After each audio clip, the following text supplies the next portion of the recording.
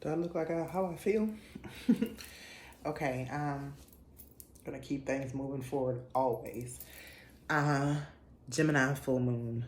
The moon just moved into Gemini about, I wanna say 4 or 5 hours ago, like early evening. It's now about 9:30, 10 o'clock p.m. on December the 6th, 2022. We have the full moon in Gemini tomorrow night. It is technically the moon in Gemini right now, but once it reaches 16 degrees, as well as the sun reaching 16 degrees of Sagittarius in its opposition, as well as Mars reaching 16 degrees opposing the sun and conjunct the moon. Whew, these energies, y'all. Okay, why is this so intense? If you have Gemini, Sagittarius placements, especially the other mutable signs, Pisces and Virgo placements, if you have Mars ruling placements like Aries and Scorpio, like I do, wherever you have Gemini on your chart and the houses, mine is in the 9th house. I will go over that in the next video. That is where you are finding out what life's purpose is for you with this full moon. Full moon is a time where you're building up, and after the full moon, you're allowed to release. So try not to release until then, because Gemini deals with communication.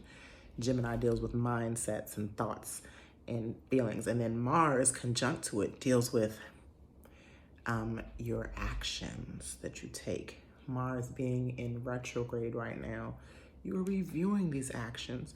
You're going back over them. Not to mention, we are 1 week away from the beginning of the shadow period of Mercury retrograde. Again, I feel like we just left that shadow period from the previous one that happened in Virgo season and Libra season.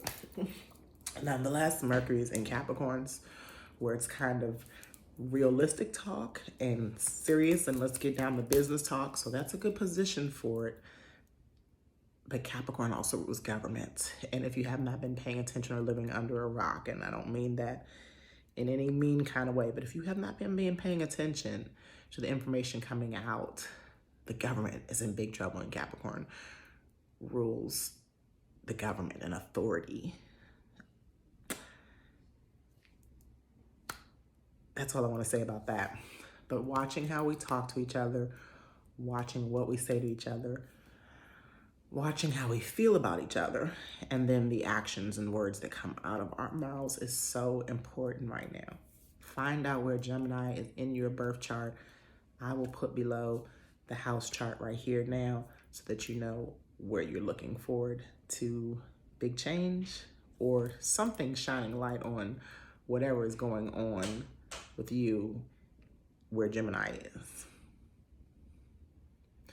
Let me give my example in the next video of where it is for me. I also have Gemini. I have one Gemini placement that's in Lilith. I will do a separate video on that as well.